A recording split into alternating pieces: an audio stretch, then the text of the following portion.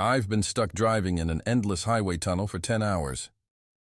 When the next gas station would be, especially if I found Gus' route and I continued on my way. I lit a cigarette as I began this next leg of my journey.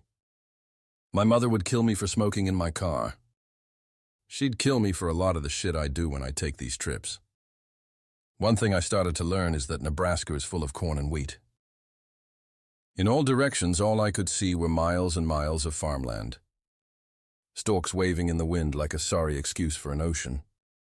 Interstate 80 was surrounded, crops creeping onto the shoulders of the road, refusing to adhere to man-made perimeters. The stalks grew high above my SUV, making it so I could see nothing beyond the confines of my wheatie. Corny prison. I had been driving for about 2 hours since the gas station. When I saw it, a break in the crops to my left. Gus was right, I couldn't miss it. The dirt road stood out like a beacon, a sudden relief from my engulfment. I didn't feel any hesitation to take the path. In fact, I was excited that I had actually stumbled across it. As I made the turn, I could almost feel the stories, the experiences of the people who had made this turn before me. Every local has their spots. In every big city, every small town, every single person has a place that is special to them. A coffee shop, a hiking trail, a park, somewhere they have left pieces of themselves. I want to leave pieces of myself everywhere. The dirt road cut through the fields, heading north.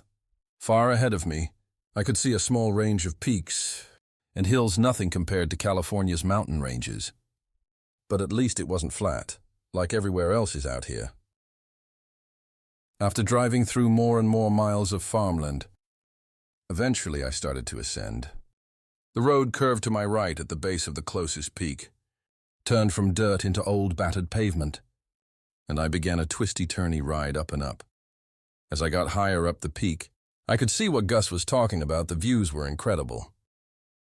Plots of farmland, a quilt that covered the earth in greens and tans and yellows. I lit another cigarette and slowly continued my drive. I stopped at a couple of lookouts. Just random turnoffs on the side of the road, taking in my surroundings. You can find beauty in anything if you try, even Nebraskan wheat fields. I felt like a local. The road was nothing special, similar to most mountain roads I've taken before. Nothing stood out, really, besides some empty bottles and beer cans in the brush. I didn't see a single other person for the entirety of my drive, which I enjoyed. It was just me and the woods and the road.